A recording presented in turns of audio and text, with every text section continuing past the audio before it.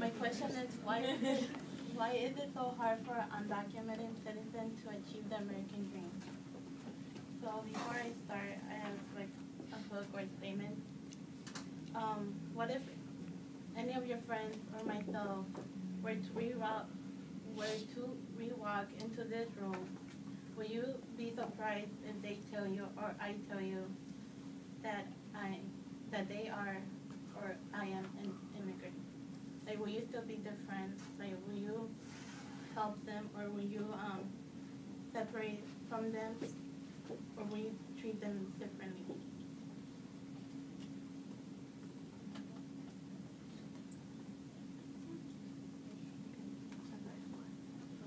I said I'll treat them the same because it's like we all have the same rights. So I said I would help them because, I mean, we all do have the same thing, but they don't really have a lot. They don't have. I would say I'll treat them the same because I really wouldn't know what to do. Like, I wouldn't know what being an immigrant does exactly to a person and their rights or whatnot. But I just think of them as a person, so I'll just treat them the same way if I would treat anybody. I feel like I wouldn't see the difference, like there wouldn't be a difference in who the person is.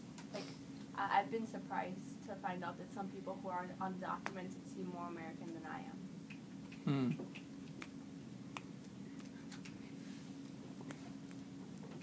So I like this quote that we have gone from wanting the basic in life as our American dream to be wanting more than we ever thought we could have. Like, it connects to me because,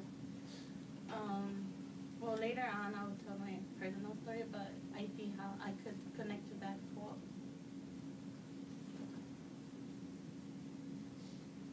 Research. So, the American dream, like we all know, is like when you want to achieve something that you want to, or like you work hard for it.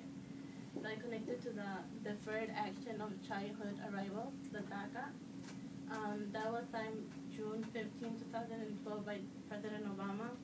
And what that is it allowed immigrant students or immigrant people to apply so they could get Social Security to work or to have their driver's license or to make an account. But it doesn't give federal money for students that go to college. And like for me, I applied for the DACA and I had my Social Security and my passport. But when it came to the FAFSA, I couldn't put it because it wouldn't help me at all for government money. So I use it for work. So now I'm working and trying to save some money to go to college.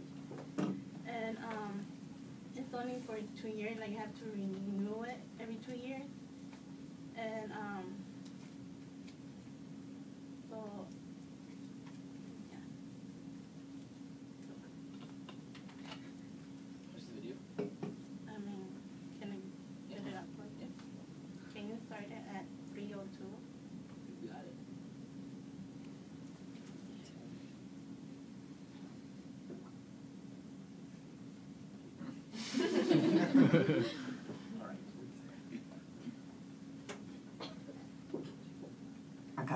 Jongmin, Pedro, and Sylvia. I was 4 years old at the time that I arrived into the United States. I was brought here by my parents who moved ahead to the United States to kind of set up a home for us.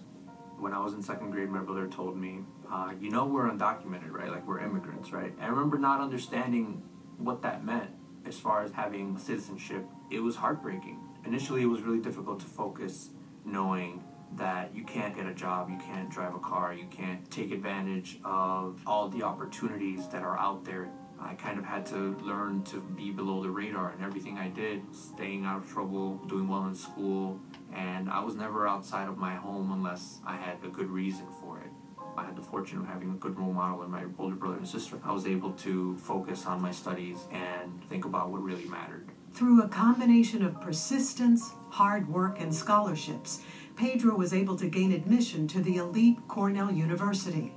However, many undocumented youth, after working extraordinarily hard to achieve their goals, still face the constant threat of detention and even deportation from the only home they've ever known. In January 2008, I was traveling from Chicago to school at Cornell University when a Border Patrol agent detained me for being undocumented. I was sitting on a bus, minding my own business, and he asked every single passenger whether they were a citizen or not. And when it came to my turn, I told him, no, I'm not. He was very nice to me, but at the end of the day, he was still putting me in a jail cell. They put me up in a federal marshal's prison in Batavia, New York. I was so afraid. When all was said and done, I was only detained for 24 hours. But those were the longest 24 hours of my life. They took my fingerprints and they... That was Pedro telling his story. Also John and Sylvia told this story, and basically all three of them were like immigrants, and like they're scared to go outside. Like they are scared to be separated from their family, and they are scared like to go to the world because they are immigrants, or like they think they don't have the same right as Americans, like any Americans. So they just want to have a normal life and just be part of the whole group of America. Like they don't want to be afraid of anything. And they also don't have like the right for medical financial aid or college financial aid. Like they have to apply to scholarship to see if they could get scholarship, or like if they could get like some help when they're sick. And like they just so scared to go outside in the world. So my personal story is I came to the United States when I was 5 years old, and I have a middle brother that's 4 years old. And we came here in 2001, and we have like 13 years old living in the United States. And I have like a younger brother that's 12 or 13 years old. He was born here, so he's the only one that we have hope that he could fix us, me, my brother, and my mom, my dad. So, like I said, I applied to the DACA last summer, and I got my passport and my social security, and I had the chance to apply for a job. So now I'm working at Mariano's in Ashland and Archer. So, I had to face like struggles. Like one of my struggles was learning English. So since 4th through 5th, I had trouble speaking English, like understanding English. And I went to tutoring to get help for English.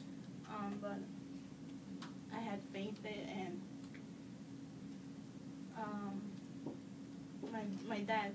my parents also had struggled because we wanted to buy a house, and like they didn't have good social security number, like they couldn't take the house that they wanted. So they had to pay loans, and finally we have our own house until today.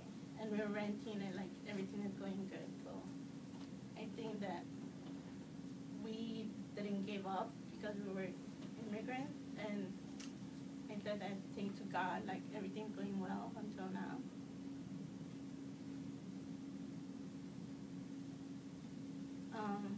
My solution is that, like, when I was applying to scholarship to college, like I was so scared that I wasn't going to be accepted to any college because I didn't have a good social security number. But I did. I got accepted to 5, I think. But I'm not going to those because I want to go to a community college because it's more cheaper. And like when I was doing some research, some students were scared that they were not going to go to college, but I also found out that there's no law that says that any undocumented student cannot go to college. And like in the video, like Pedro say, like they're afraid to go outside, or like they're afraid to be separated from their families.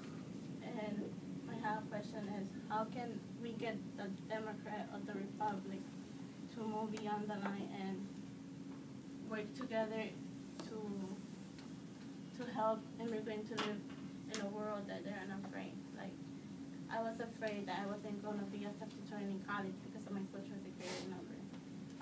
like Pedro in the video was afraid that, or they're afraid that